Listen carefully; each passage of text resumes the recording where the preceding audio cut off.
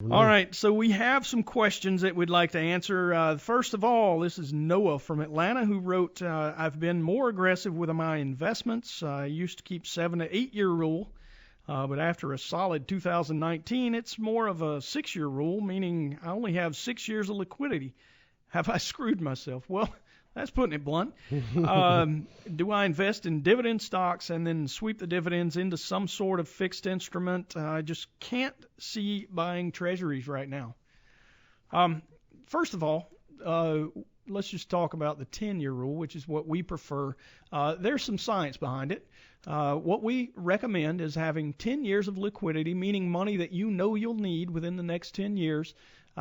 Sitting on well, not necessarily on the sidelines, but sitting in fixed income, right? Not subjected to the volatility of the equities markets. We know that stocks and the stock market can go up and down, often at no notice. I mean, who could have forecasted in January of 2020 that by March 23rd the market would be down 33%? We would have lost exactly 1/3 of our market.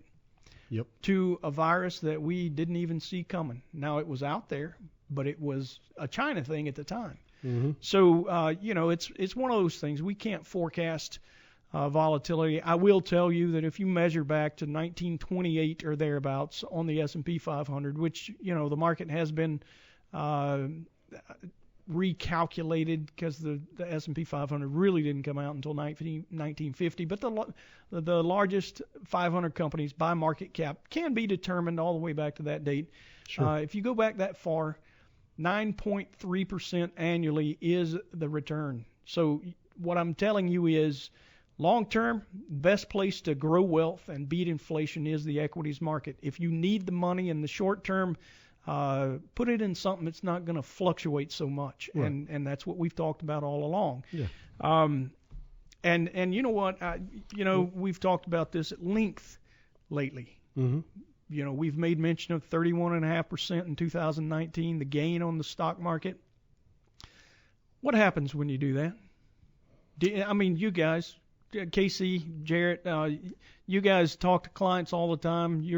What did you get when you asked them, hey guys, we need to take a little off the top and put it aside because you have spending needs that we've identified in a financial plan? By the way, right. That's the only way to do this, right? Yeah. You have to have a financial plan to figure it out. Exactly. And to your point, really what we're trying to do is align what we see from the plan, the liquidity needs we see from the plan, with those fixed income securities so that you've got the fixed income maturing at or around the same time that you need that money. And let's be honest, it's not an ideal time to be utilizing a strategy that's going to force you to go from, an asset class that was returning what stocks did in 2019, which is why we're getting a lot of the pushback when trying to cover for liquidity.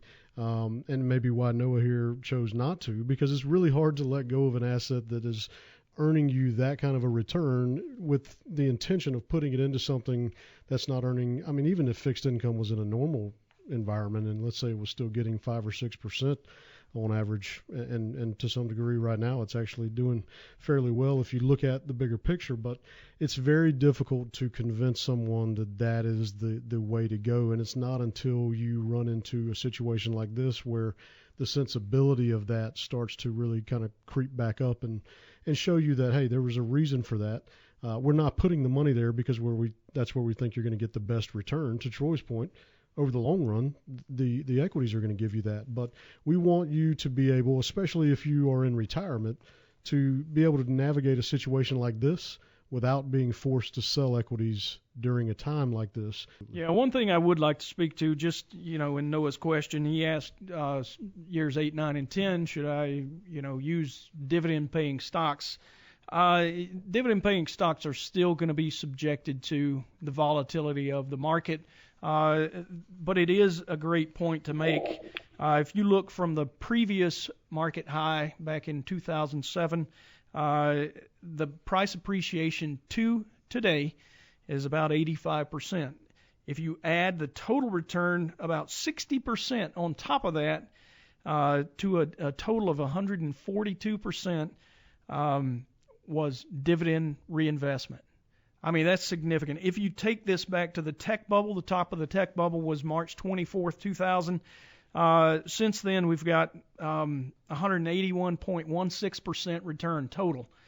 90.15% of that return, exactly half, dividends.